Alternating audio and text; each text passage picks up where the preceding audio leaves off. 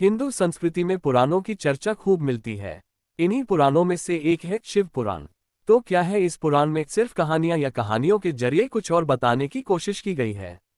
जिस विशाल खालीपन को हम शिव कहते हैं वह सीमाहीन है, शाश्वत है।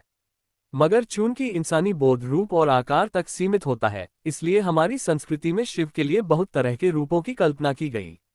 गूढ़ समझ से परे ईश्वर, मंगलकारी शंभो, बहुत नादान भोले, वेदों, शास्त्रों और तंत्रों के महान गुरु और शिक्षक, दक्षिणमूर्ति, आसानी से माफ कर देने वाले आशुतोष, सृष्टा के ही रक्त से रंगे भैरव, संपूर्ण रूप से स्थिर अचलेश्वर, सबसे जादुई नर्तक नटराज आदि।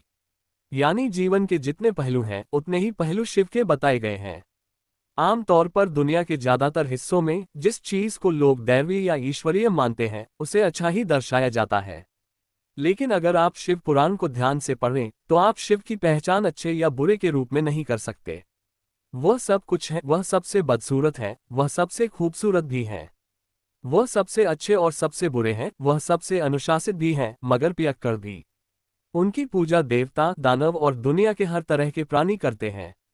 हमारी तथाकथित सभ्यता ने अपनी सुविधा के लिए इन हजम न होने वाली कहानियों को नष्ट भी किया, मगर शिव का सार दरअसल इसी में है। शिव की शख्सियत जीवन के पूरी तरह विरोधाभासी या विरोधी पहलुओं से बनी है।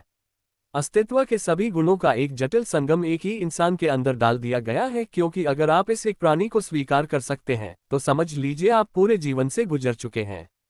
जीवन के साथ हमारा सारा संघर्ष यही है कि हम हमेशा ये चुनने की कोशिश करते हैं कि क्या सुंदर है और क्या नहीं, क्या अच्छा है और क्या बुरा। लेकिन अगर आप इस एक शख्स, जो जीवन की हर चीज का एक जटिल संगम है, को स्वीकार कर सकते हैं तो आपको किसी चीज से कोई समस्या नहीं होगी। शिव पुराण कहानी के पीछे क्या है विज्ञान? अगर आप शिव पुराण की कहानियों पर ध्यान दें तो आप देखेंगे कि इनमें सापेक्षता के सिद्धांत, क्वांटम मैकेनिक्स के सिद्धांत, पूरी आधुनिक भौतिकी को बहुत खूबसूरती से कहानियों के जरिए अभिव्यक्त किया गया है।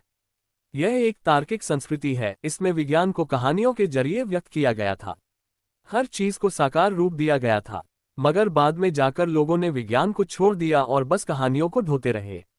उन कहानियों को पीढ़ी दर पीढ़ी इस तरह बढ़ा चढ़ाकर पेश किया जाता रहा कि वे पूरी तरह मूर्खतापूर्ण लगने लगी। अगर आप उन कहानियों में फिर से विज्ञान को ले आएं, तो यह विज्ञान को अभिव्यक्त करने का एक खूबसूरत तरीका है। शिव पुराण मानव प्रकृति को चेतना के चरम तक ले जाने का सर्वोच्च विज्ञान है, जिसे बहुत सुंदर कहानियों द्वारा किया गया है।